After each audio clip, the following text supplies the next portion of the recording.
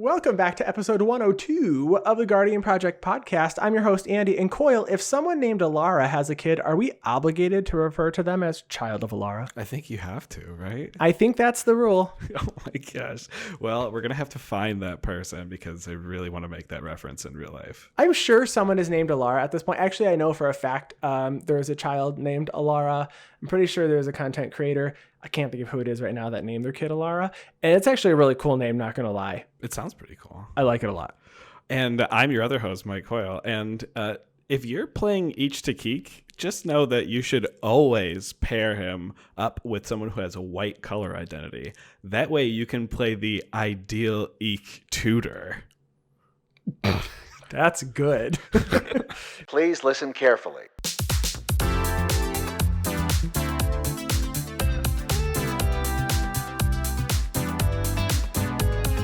Are we calling it Eek to Keek now? Each Techic salvage play? I don't know. Icky T, enunciation. So, things got to rhyme. So you just pronounce them differently. That's right. That's what I do. Yeah. Orange, door hinge.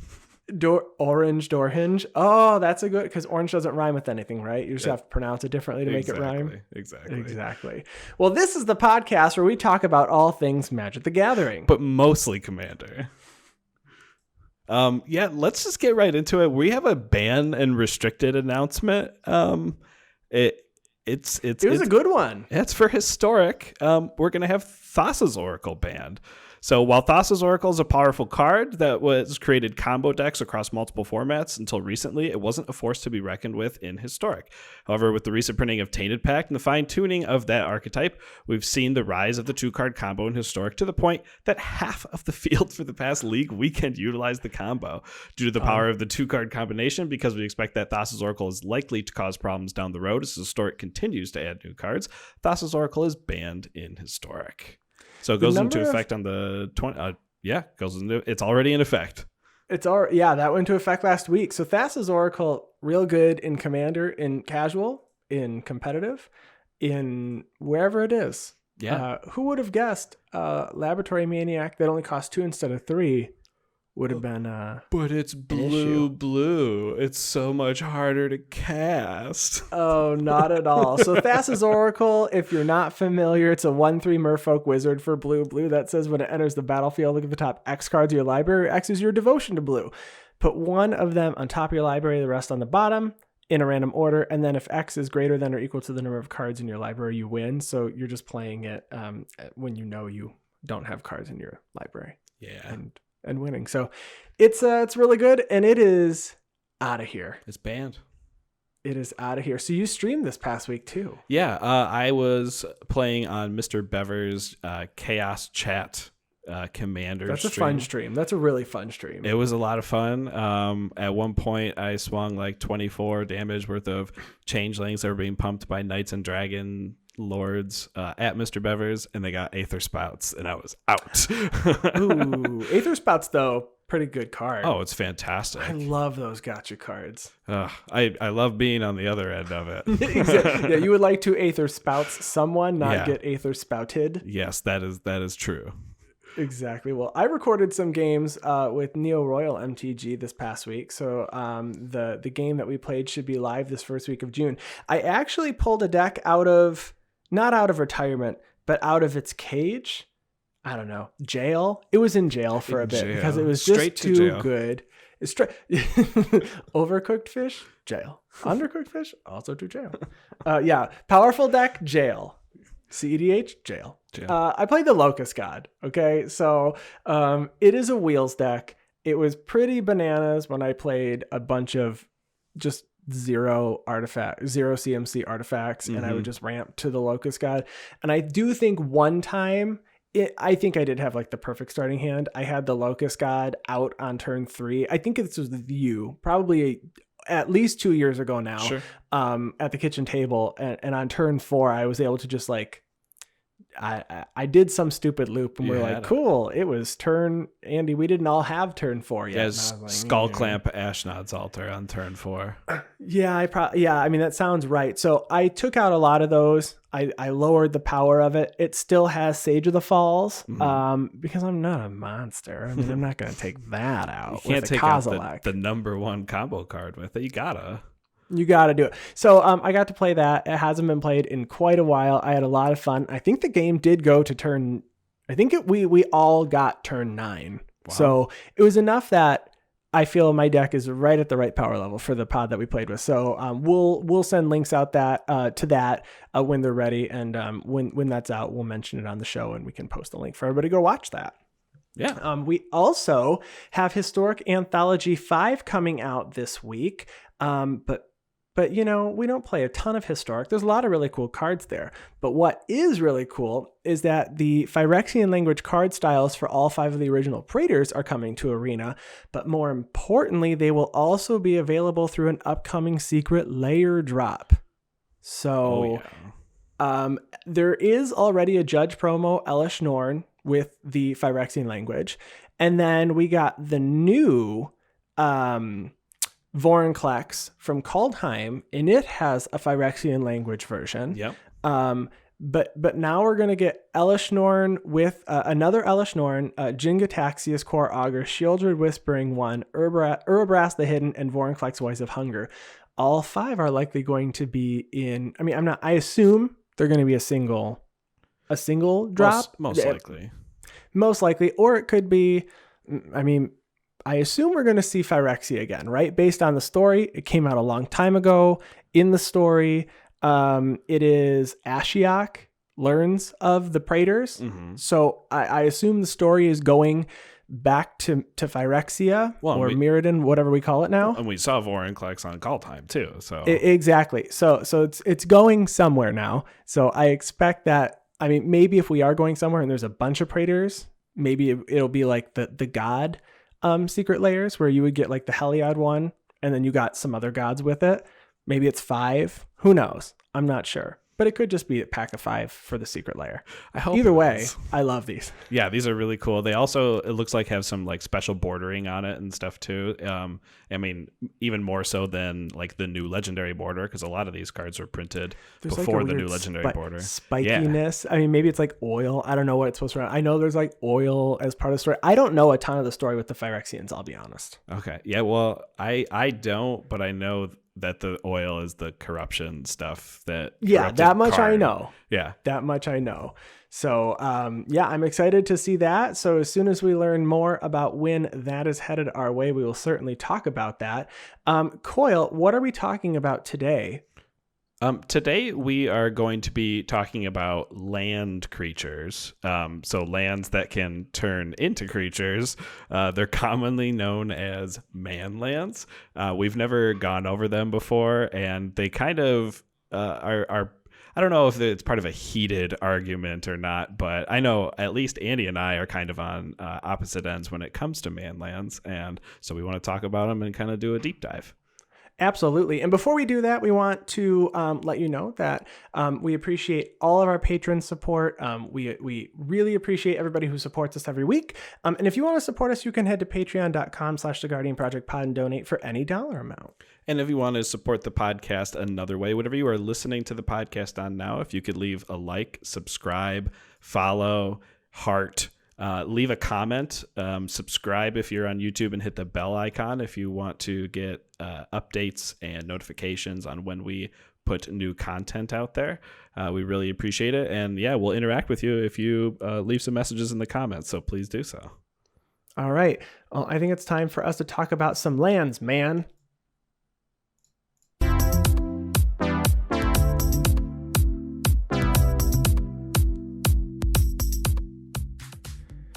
All right, so we are talking about man lands, also referred to as land folk. I kind of like that name too now. But like Coyle said earlier, these are lands that can turn into a creature until end of turn.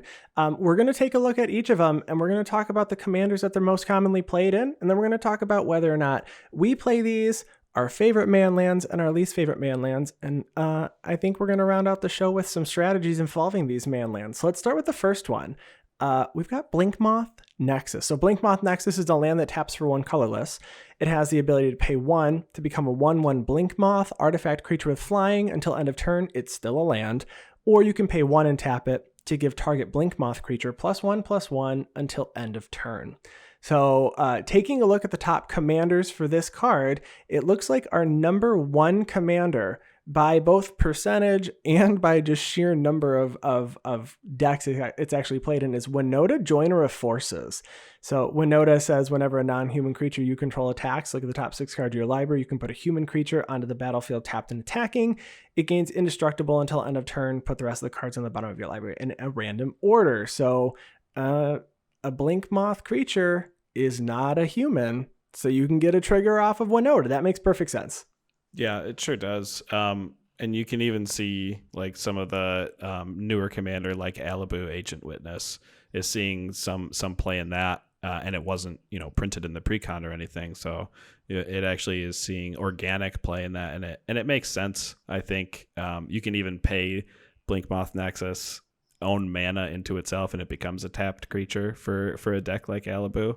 Because it is an artifact. Yeah, that makes sense. So that's the other side of it, right? So Winota cares that it's not a human, and you can care if it's an artifact too. So Arkham Dagson being able to use it as a target too. Arkham Dagson being a 3 and a blue 2/2 human artificer. It says target artifact creature's controller sacrifices it. That player may search your library for a non-creature artifact card, put it on the battlefield, then shuffle your library.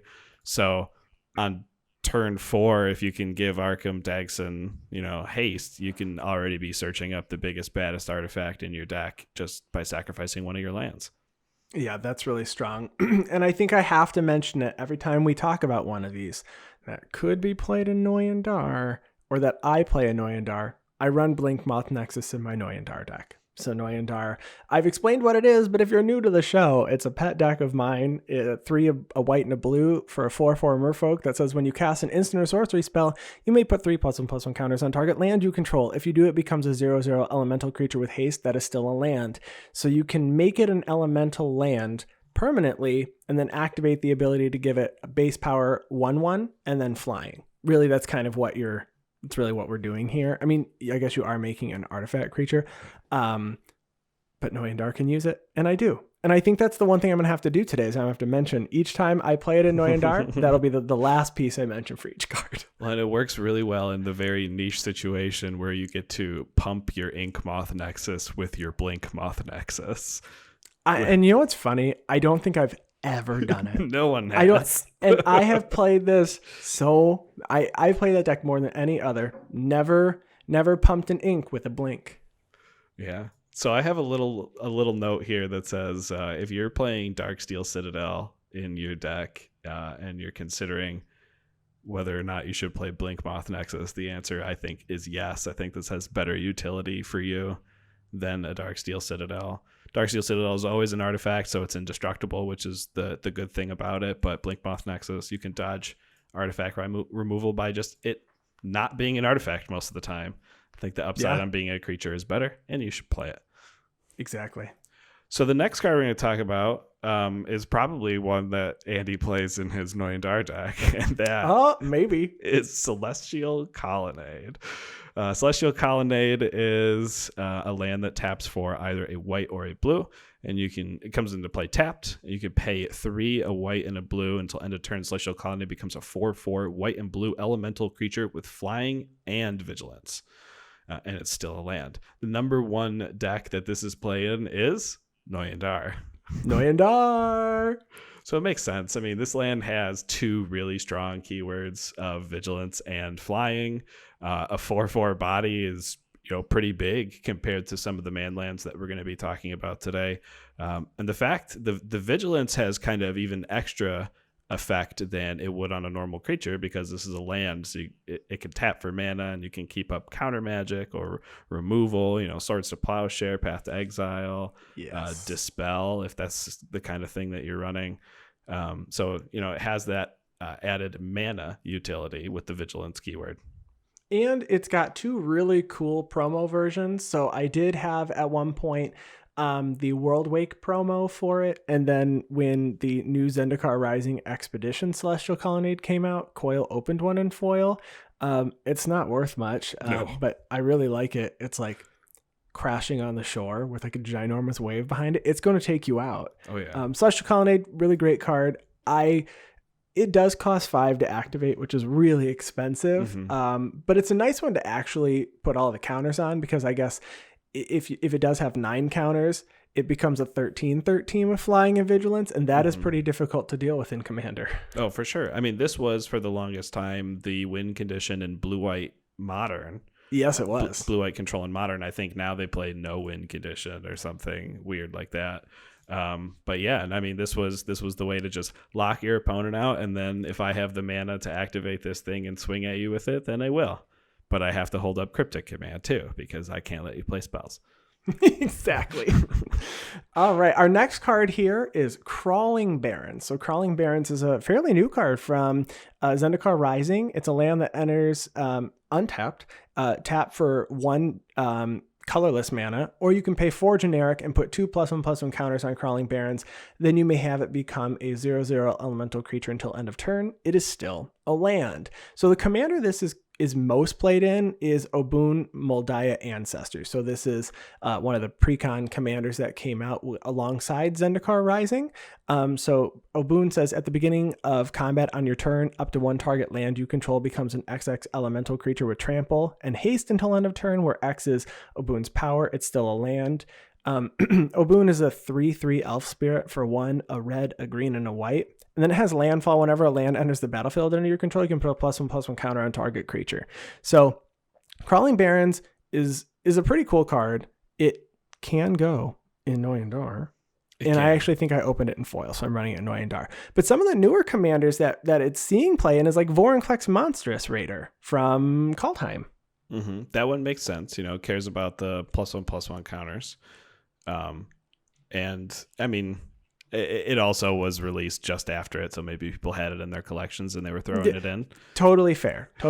I'm really interested, honestly, in this Yearlock of Scorched Thrash, seeing some play as well, because it is technically a mana sink. That the ability on it says you may have it become a creature until end of turn. So instead, you can just keep paying 4, put more +1/+1 counters on it over and over again, making it so that you don't get your own mana burn from your lock, and then if someone plays a removal spell or something, you don't have to worry about it because you can leave it as a land.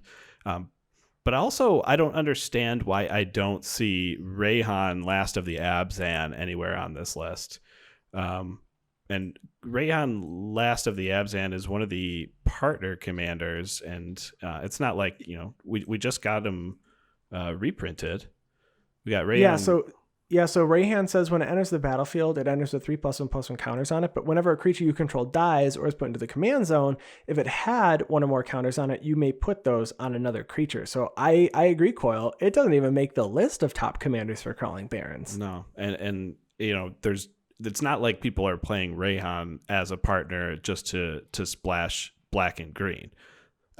So they're probably playing with the +1/+1 counter synergies in mind. So they really need to consider this land, because it's being played in all the landfall decks. Why can't it be played in the +1/+1 counter decks? Yeah, I agree. That would be a cool ad for that card. The next card is Creeping Tar Pit. So Creeping Tar Pit is a land that enters tapped, taps for a blue or a black, and has the ability to pay 1, a blue and a black, to turn Creeping Tar Pit into a 3/2 blue and black elemental creature until end of turn, and it can't be blocked this turn. It is still a land. So for Creeping Tar Pit, the most played commander percentage-wise is Sig River Cutthroat, but actual like sheer number is Yuriko the Tiger Shadow. So Sig River Cutthroat's a Merfolk rogue. It says at the beginning of each end step, if an opponent lost 3 or more life, you may draw a card. It's a 1/3 for hybrid blue-black. So Crawling Barrens being a 3/2 and being unblockable, you can get in for 3, and then you can draw a card end turn. So that makes perfect sense. And it becomes unblockable. So it works with Yuriko. So Yuriko has Commander Ninjutsu. So whenever a ninja you control deals combat damage to a player, you reveal the top card of your library and put that card into your hand. Each opponent loses life equal to that card's converted mana cost. But you can return an unblocked creature to your hand to make it, to exchange Yuriko and put Yuriko in tapped and attacking. So it works really well with Yuriko. Yeah, every other place that I see it actually being played, I see it only as a mana land, for just to help you fix in blue and black. Obviously, there's maybe going to be those situations where someone has 3 life left and so many blockers and stuff, and you're going to get there with your Creepy Tar Pit. But in situations like that, it's probably no better than a Rogue's Passage, but this one adds a couple colors for you, so you're going to see it played in almost every single Dimir deck because you want both your colors. Simple as that. It's powers 3, so an Access Tunnel would do the same trick. There you go. Another application for an Access Tunnel. All right, so the next card we're going to talk about is a card called Dread Statuary. You've probably never heard of it. It says Dread Statuary, taps for a colorless, or you can pay 4 generic to make it a 4/2 golem artifact creature until end of turn, and it's still a land. This is seeing the most play in partner decks, each Takik and Rebek. Which I was so surprised. I mean, it's a golem, so I guess it makes sense to play with each Takik, and Rebek makes it so that you'll have protection from 0 CMC, I guess.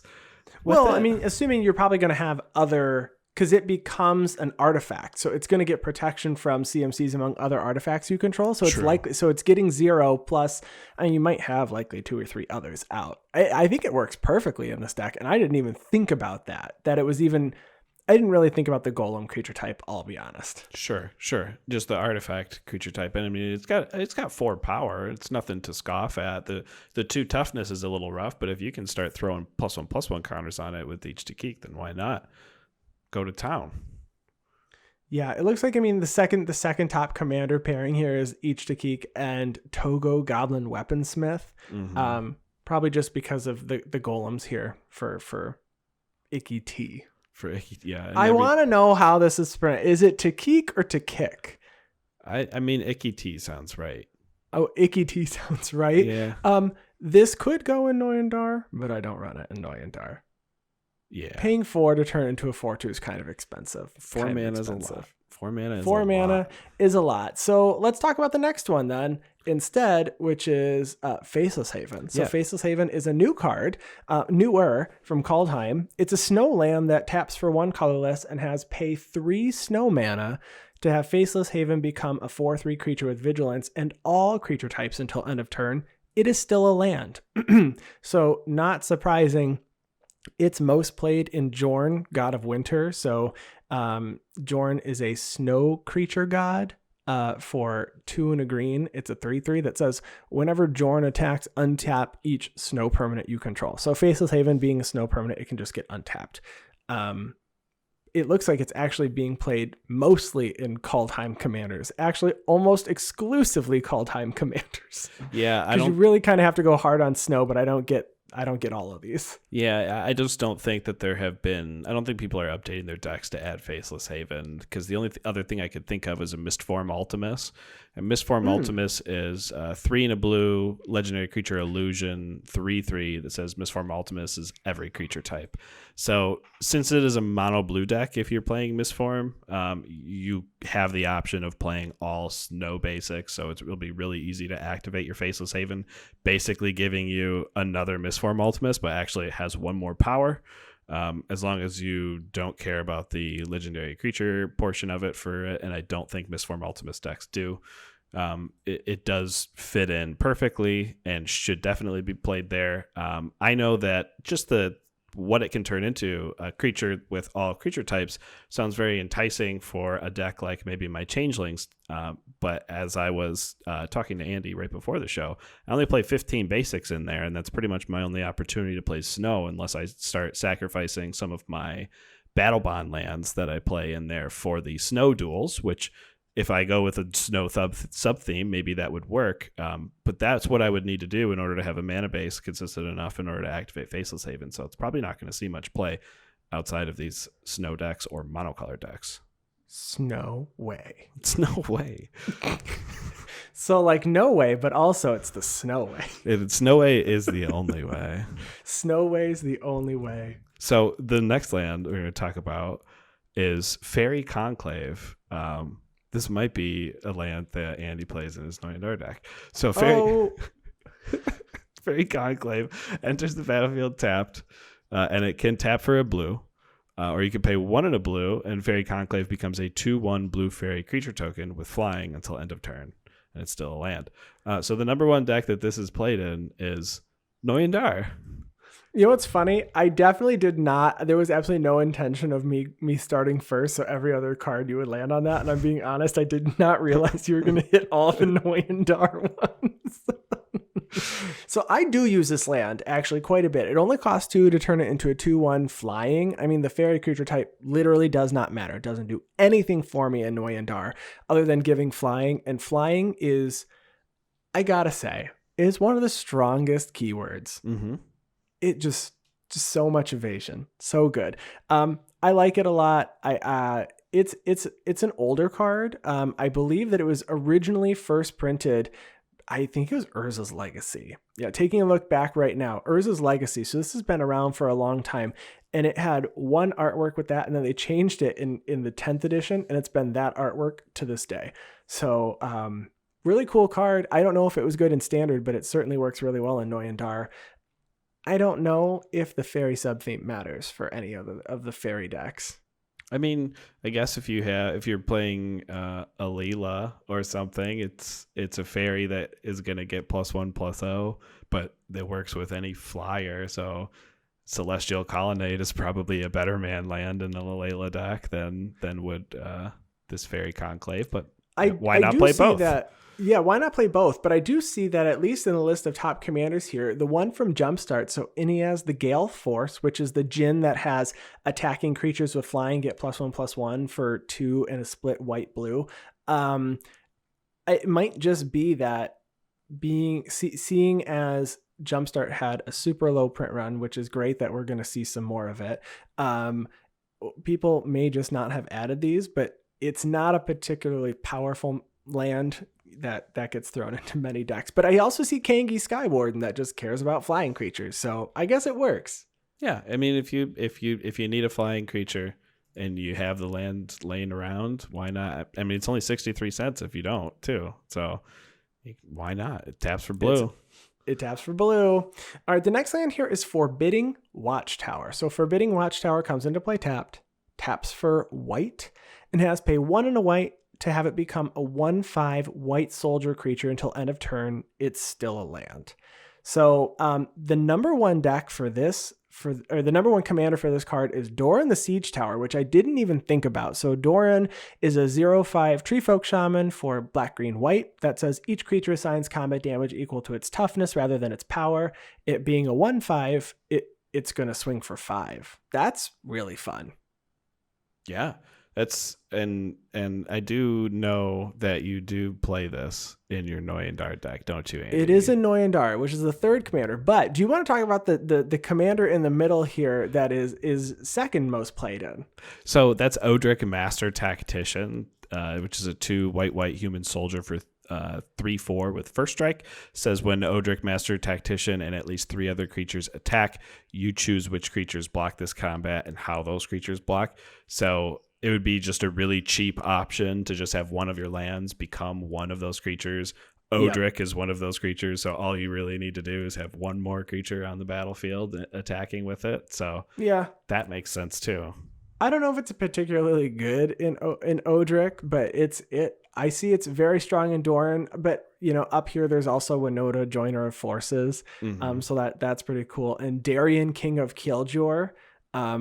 I guess maybe just another creature to put in there. It is a soldier, so if you have like a soldier sub theme, it could work. I actually really like this Ikra Shadiki Sidar Kondo combo because Sidar Kondo would make the creature unblockable, and Ikra Shadiki would make it so that you gain 5 life when it dealt damage. So that's a pretty cool partner combo that I'd be interested to see a bunch of other cards that would go in there.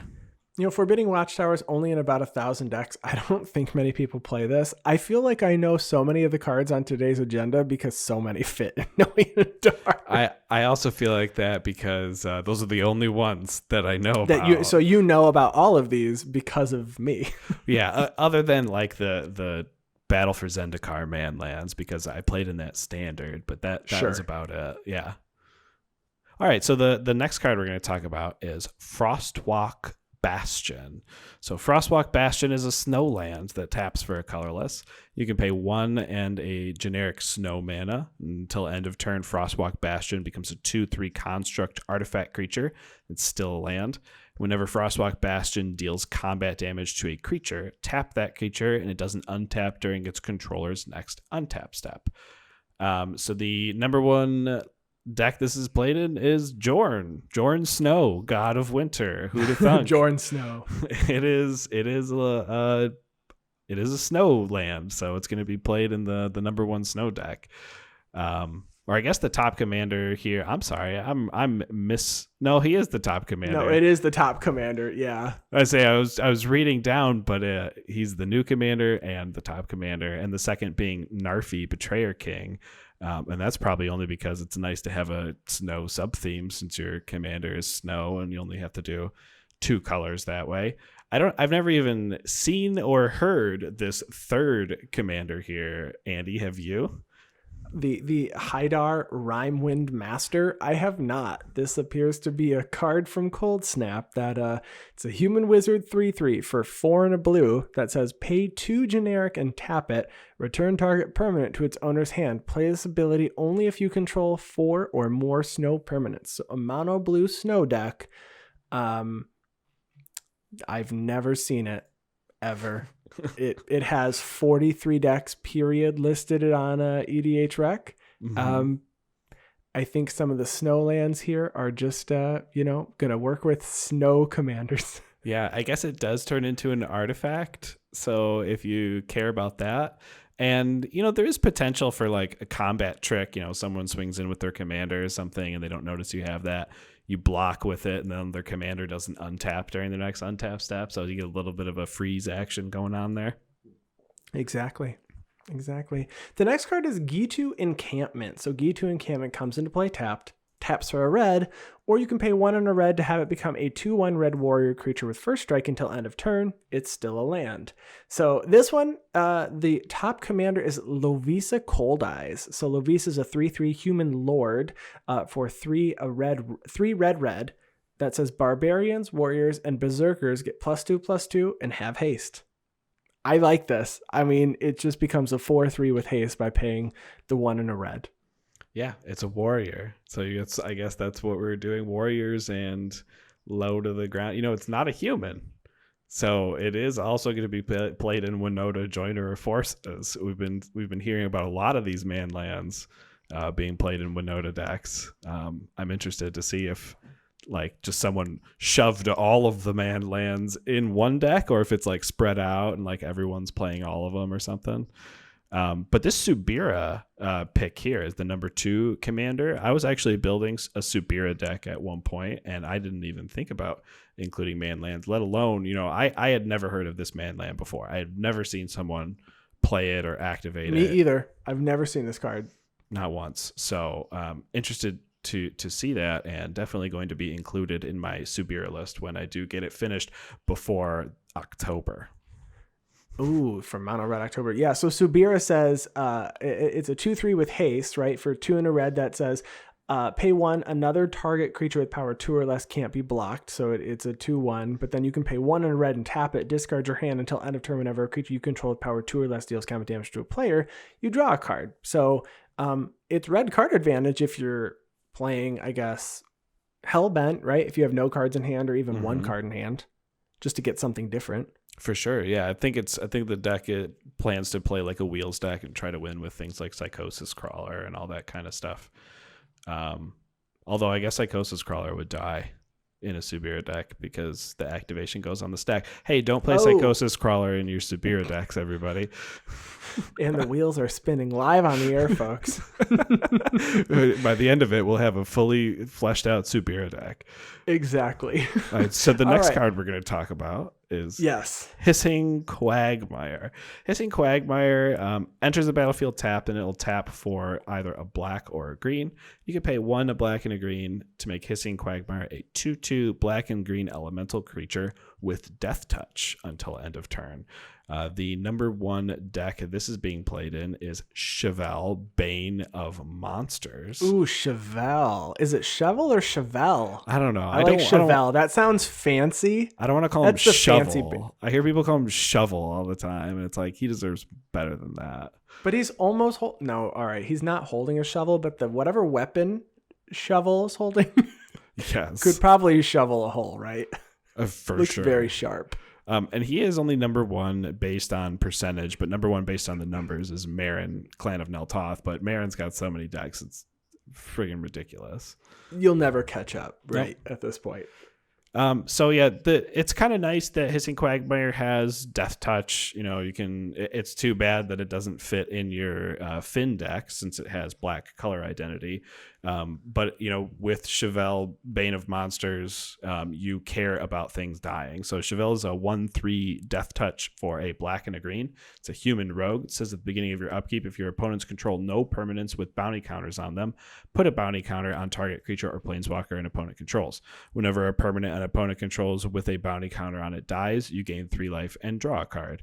So you know, you use your Death Touch creature to either convince people not to block with it because you're going to get even additional card advantage, and then you can get in for free with your stuff, or use it as a blocker so that you can get your card advantage using Chevelle's ability. I like the idea of putting, though, with at least playing with Chevelle, putting a bounty counter on like a stupid creature token that doesn't matter, where maybe your opponent has like a creature that matters or their commander and then a silly creature token, and you swing with the Hissing Quagmire and maybe they just don't block because it is only a 2/2. Right. But if they really need to block because they're at 4 life, they block with the creature token, not their commander, so you can draw a card. Well, and maybe in your Chevelle deck, you are now playing Finn the Fangbearer in the 99. So to have an alternate win condition, you can hit someone with a Death Touch creature and put 2 infect counters on them. Yeah, I like that. I don't see Hissing Quagmire often, but I did play a lot of Oath of the Gatewatch, so I have a lot of these creature lands. The next one actually is not from Oath of the Gatewatch. This card originally came out in Hour of Devastation. So this is Hostile Desert. So Hostile Desert is a land desert, taps for 1 colorless, and then says pay 2, exile a land from your graveyard. Hostile Desert becomes a 3/4 elemental creature until end of turn, still a land.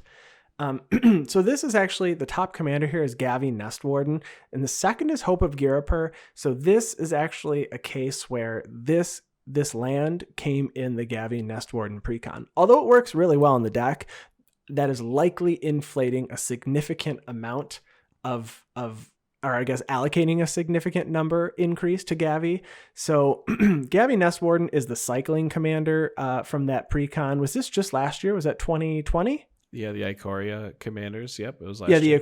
So that was last year. Yeah, so Gavi's a 2/5 human shaman for 2 and then blue, red, white. And it says you may pay 0 rather than the cycling cost of the first card you cycle each turn. And whenever you draw your second card each turn, create a 2/2 red and white dinosaur cat creature. So there are a lot of lands that have cycling. So it works really well to cycle a land, draw a card, and then activate your Hostile Desert, because the Hostile Desert has to have a land in the graveyard for it to matter, which I think makes this really, really difficult to activate in most decks. I'm not cycling in all my decks, and I don't see a ton of land destruction. And if I do, it's like a single Ghost Quarter or a Field of Ruin. Right. So maybe this is something you would only consider if you have a mill strategy in mind, or a self-mill strategy. It is nice. That works. It is nice to see that there are 22 brand new decks of Quintorius Field Historian that do think this synergizes really well with that. So Quintorius For 3, a red and a white, you get a 2/4 Elephant Cleric that says spirits you control get +1/+0. And whenever one or more cards leave your graveyard, create a 3/2 red and white spirit creature token. So if you have ways of just milling yourself, you don't care what the cards are that you're exiling. Hostile Desert, unfortunately, doesn't say like exile a card. If it was a land, you can animate Hostile Desert. It can only hit lands in your graveyard. So it's a little downside to it. But, you know, if you're playing maybe on a budget or something, you can pick up this card for 10 cents and you can exile every land from your graveyard. And for each one, you're going to get a 4/2 spirit in Quintorius. That seems really strong. I love it. The bad part is you don't really care that it turns into a 3/4 elemental. You just want it to exile cards from your graveyard. Exactly. All right, so the next card we're going to talk about is a house. It is a real good card. It's a real good one. This is Inkmoth Nexus. Inkmoth Nexus can tap to add 1 colorless to your mana pool, or you can pay 1 generic mana to turn Inkmoth Nexus into a 1/1 Blink Moth artifact creature token with flying and infect.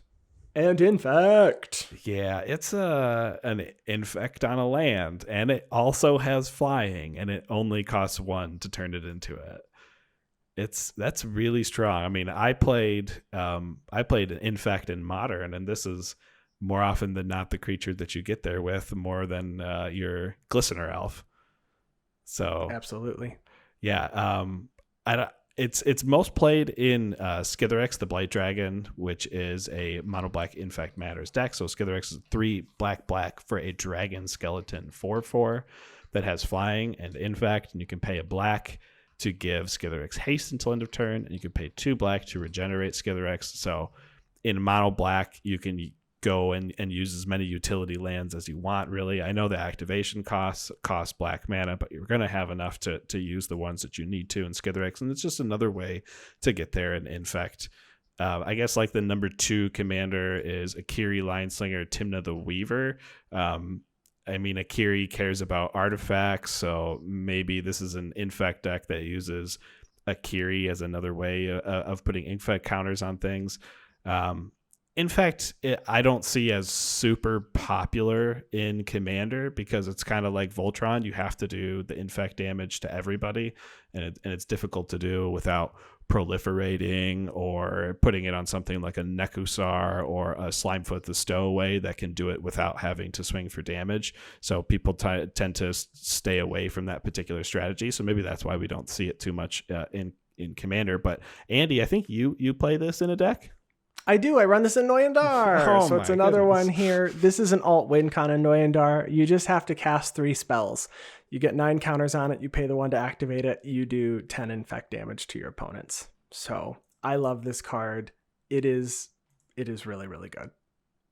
It's very, very good. All right, our next land here is Lavaclaw Reaches. So it enters tapped, it taps for a black or a red, and has pay 1 black-red. Until end of turn, it becomes a 2/2 black and red elemental creature with pay X. This creature gets +X/+0 until end of turn. It's still a land. So there's not really a whole lot of synergy here with a ton of these commanders. It's played most in Garn of the Bloodflame because it says when it enters, return all creatures in your graveyard that were put there from anywhere this turn. Other creatures you control have haste. I don't have a ton of notes on this, and I've never seen it played in Commander. I just think it's kind of like a gotcha card in a Greven deck. I have never seen it played in a Greven deck, and I would like to. Greven's 5 mana human 5/5 that gets +X/+0 or X the amount of life you lost, but you get to, when he attacks, sacrifice another creature and draw cards equal to the creature's power, and you lose life to its toughness. And the fact that it's got Fireball for power on it, it could just be kind of a quick trick and draw a ton of cards. Absolutely. The next card we're going to talk about is Lumbering Falls. Lumbering Falls enters the battlefield tap. It can tap for a green or a blue. You can pay 4, 2 a green and a blue to have Lumbering Falls become a 3/3 green and blue elemental creature with hexproof, and it's still a land. So the number 1 deck this is seeing play in is Prime Speaker Zagana. Maybe just to have 1 more creature on the battlefield for the enter the battlefield trigger. Maybe just for mana, though, I think. Yeah, and the second one is Prime Speaker Vannifar. I guess you can sacrifice it, and since its CMC is 0, you can grab a 1 CMC creature. Not really sure if there's a combo there, but at least it can start your chain, so that's kind of cool, too. Yeah, and it's got hexproof, so maybe that's relevant. I expected to see it in elemental decks, if I'm being honest. Yeah, I didn't know. I'm not seeing them there. No.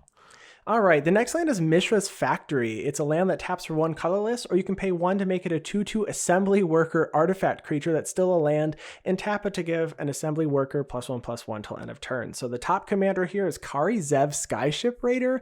So I'm not really sure why, because Kari Zev's first strike in Menace, and when Kari Zev attacks, you make a 2-red monkey creature named Ragavan. I'm not sure where it really fits, but it's cool in Alibu listed. And Arkham Dagson, because you can turn it into an artifact and then, I guess, a creature, and you can sacrifice it again. And I am seeing Winota here as well. Yeah, so kind of the same thing we've been seeing a lot for all of these artifact man lands. So the next one, although colorless, is not an artifact man land, and that is Mobilized District. Mobilized District taps for a colorless. It doesn't come into play tapped. It comes into play untapped, which is cool. And you could pay 4 and have Mobilized District become a 3/3 citizen creature with vigilance until end of turn. It's still a land, but the cool part is the ability actually costs 1 less to activate for each legendary creature and planeswalker you control. The problem I see with this card, I guess the number 1 card deck it's being played in is Noyandar. Boom! Because it's going to cost only 3 mana to turn it into the creature when Noyandar is out there, and then you get a 3/3 with vigilance on top of any +1/+1 counters you throw onto it. But I see people maybe want to play this in like a Planeswalker deck or something. And the problem I have with that is Planeswalkers typically are very heavy on colored mana. And I don't know if Mobilized District is a good enough colorless land for me to use it in that kind of deck. Like I wouldn't run this over a Reliquary Tower or something in a deck like that. But I could see the benefit of, having a blocker in a land in your Planeswalker deck. Yeah, Vigilance is nice, and it's played next in Galta and then Hope of Girapur, so I thought those were interesting. Hope just because you probably need more creatures, but Galta was interesting, I guess. Maybe just these 61 decks that it's listed in needed more creatures. I'm not sure. All right, so one that people most likely know is Mutavault. So Mutavault's a land that taps for 1 generic, or you can pay 1 to make it a 2/2 creature with all creature types until end of turn. So again, by percentage, it's most commonly played in Kari Zev Skyship Raider again. I just don't know why. It's likely you've got maybe like a pirate sub theme. So I guess that fits perfect. Or a monkey sub theme. Or I guess, but by sheer number, it's played in Yuriko because it has a creature type of all. So it's a ninja, but Rick Steadfast Leader, Sliver Overlord, Kumena. I mean, it's played in all the tribal decks. It's a land, and if you're playing a tribal deck, you're probably playing a Mutavault just because. It's stronger than the average elf, and it is an elf, so you should probably play it in your elf deck too. All right, so the next one is a card that Andy and I both agree isn't very good. Not great. Not great. And this is Nantuko Monastery. Nantuko Monastery taps for 1 colorless mana. It does come into play untapped, so it's got that's that going rough for still it. Though, colorless. All yeah, right. it taps for a colorless, and it's got Threshold, where you pay a green and a white. Nantuko Monastery becomes a 4/4 green and white creature with first strike until end of turn. It's still a land. And Threshold means you can only play this ability if you have 7 or more cards in your graveyard. So this is a Selesnya land that cares about milling or having cards in your graveyard that can turn it into a 4/4. The only deck this is played in is Golos Tireless Pilgrim, and it's probably a Golos list that has every man land in it. It's true, and most importantly, this becomes an insect monk. So you actually, the original art or the original wording from Judgment doesn't even say. It just says a white and green creature. But the arch enemy version says white insect monk. So I'm not sure if you're playing an insect monk deck, but I don't like having to have 7 cards in my graveyard for it to even matter. It's unfortunate. I don't think it's very good personally. No, not maybe in Abzan you can have those colors, but still not playing it. I don't want to play this card. Yeah, not at all. All right, so we've got Needlespires next. Needlespires enters taps for a red or a white, and you can pay 2, a red and a white, to make it a 2/1 red and white elemental creature token with double strike until end of turn. This is most commonly played in Obun, Maldaya Ancestor. Again, you can make its power and toughness significantly larger, put counters on it, and it can do a lot of double strike damage. But I like that it's second played in Aurelia Exemplar of Justice, so you can give a red and a white creature trample and vigilance.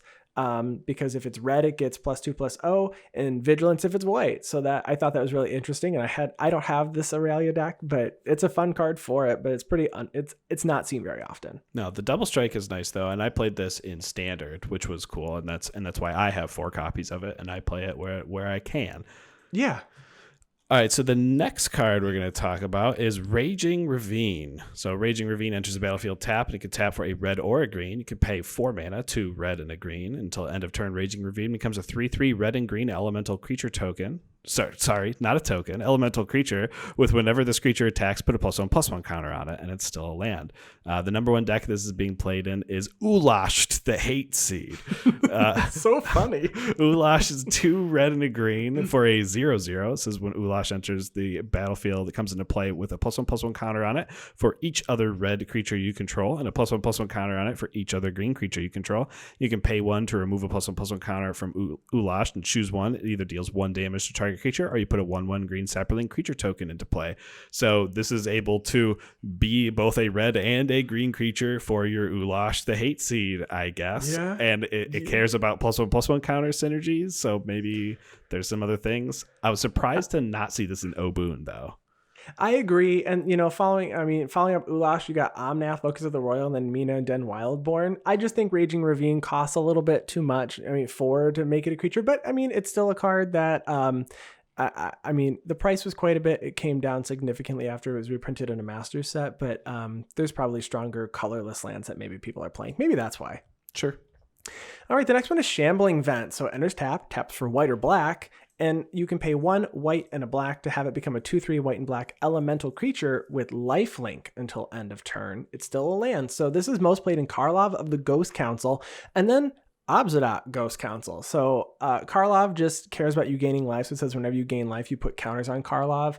So I really think that's all the Shambling Vent is here for. In Commander, I'm not sure that the white-black lifelink strategy is relevant enough for you to want to pay 3 to make your land a 2/3, but I can certainly see the benefits in the Karlov and the Obzedat decks. Yeah, the only note I have here is it is a way to start your Sanguine Bond Exquisite Blood. If you're playing that and you're playing black-white, I know currently those are being played mostly in mono-black or black-green decks. But Kambal likes it. There's plenty of white-black decks. Yep, that's a good point. Yeah, so the next one we're going to talk about is Spawning Pool. You've probably never heard of this because I've never heard of this. The Spawning Pool comes into play tapped. It taps for a black, or you can pay 1 and a black, and Spawning Pool becomes a 1/1 black skeleton creature with pay a black and regenerate this creature until end of turn, and it's still a land. So this is number 1 played in a Skeleton Ship deck. Skeleton Ship is a 5 mana 0/3 legendary skeleton.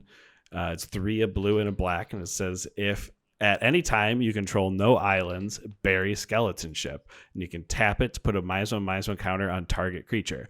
Nowhere in there do you hear anything about skeleton tribal synergy, but it is technically a skeleton, and that is why this land is played in Skeleton Ship decks. We'll have to find out if Sam from Commander Crunch, Pass the Jam Sam on Twitter, plays this. I know Sam has a Skeleton Ship deck. We'll have to reach out to him to find out, but I think that's the only synergy for Spawning Pool. The next card here is Stalking Stones. It's a land that taps for colorless, or you can pay 6 colorless to make a 3/3 artifact creature until or make it into a 3/3 artifact creature until end of turn.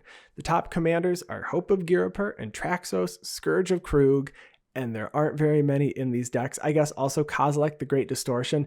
I just think that there's other better colorless lands. This isn't terrible. This is definitely a land that looks like it was made for limited. Oh yeah, for sure. Yeah, you're gonna in your sealed deck. This thing might be a bomb. I have no idea. So I'm not sure how that played, but it looks. It does its thing, but it's just real expensive. That's right. So the next one we're going to talk about is Stirring Wildwood. This comes into play tapped and can add either a green or a white mana to your mana pool. You could pay 3, 1 green and a white. Until end of turn, Stirring Wildwood becomes a 3/4 green and white elemental creature token with reach, and it's still a land. The top decks are Nazan, Arabo, and Miri Weatherlight Duelist, which happen to all have been printed in the same Commander Precon. Yeah. I believe this land was also printed in the same Commander Precon. It was. So this is definitely a victim of Precon uploads, just like the Gavi Nest Warden. That's right. But the next commander up there is Gaddock Teeg. Gaddock Teeg is a green-white 2/2. It says non-creature spells with converted mana cost 4 or greater can't be cast. Non-creature spells with X in their mana cost can't be cast. So this is a kind of probably a fog deck where maybe having a land that can turn into a creature with reach is going to be beneficial for you. Yeah, that's possible. All right, the next one is Svogthos, the Restless Tomb. Taps for a colorless and has pay 3 a black and a green until end of turn. It becomes a black and green plant zombie with this creature's power and toughness are each equal to the number of creature cards in your graveyard. So the number 1 commander here is Gerard Golgari Lichlord, which I do play. I love that deck, and I do play this card in there. Second, Hogak, Arisen Necropolis. Hey, I used to have that deck. And you're throwing crap into your graveyard there. I think this card's pretty cool. I do not often activate it, but if you're late enough in the game, it might be like a 15-15. I mean, just swinging with it, and it does stay till end of turn, so Gerard can fling it. So I can swing for 15 and then fling it for 15. And if you don't have any creatures, good luck. It's only 5 mana, so it's definitely the strongest the highest power man land that you can get. I don't think anything else scales. It could also be the worst if you turn it and you have no creatures. That's you could just true. Kill it. That's very true as well. Don't do that. Don't pay 5. Don't do that. Don't pay that. 5 Please mana. Don't do that. Yeah, don't pay 5 mana to have your land go to the graveyard.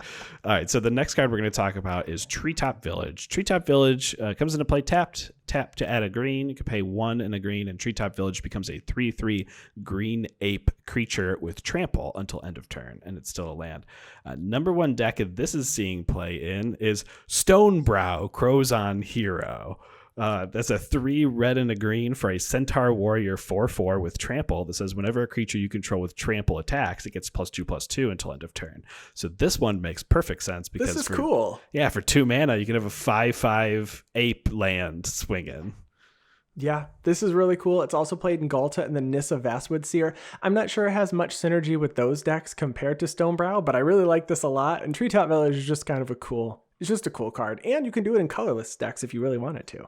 Yeah, I played Treetop Village in Modern too in my mono green Stompy deck, and it works. It gets people. It works. All right, we're on our final land here. This is Wandering Fumarole. It enters taps for a blue or a red, and has pay 4, a blue, and a red, and it says until end of turn, Wandering Fumarole becomes a 1/4 blue and red elemental creature with pay 0. Switch this creature's power and toughness until end of turn. It's still a land. So as far as top commanders go, we've got Will and Rowan Kenrith partner pairs. And then after that, you've got Jorian Runediver, but for sheer number, it's played in Niv Mizzet Perrin.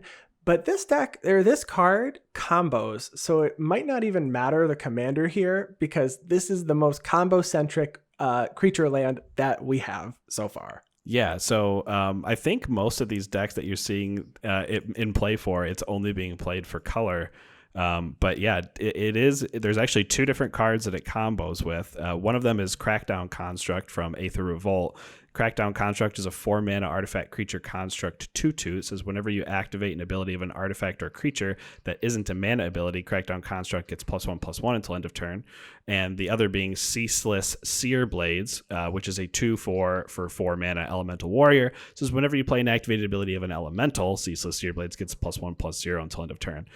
So how the combo works is you turn Wandering Fumarole into a creature, and then you can activate its ability to switch it from a 1/4 blue-red elemental creature to a 4/1, and then you can switch it back and switch it back and switch it back, and every single time you do that, you're pumping either your Crackdown Construct or your Ceaseless Seer Blades, and you can make them infinite power and then swing with them, or fling them, or Chandra's Ignition with them, and actually, this card is my most played man land on this entire list, and it's actually my favorite man land on this entire list. I think my favorite is Inkmoth Nexus. I just play it a lot in my Noyan Dar deck.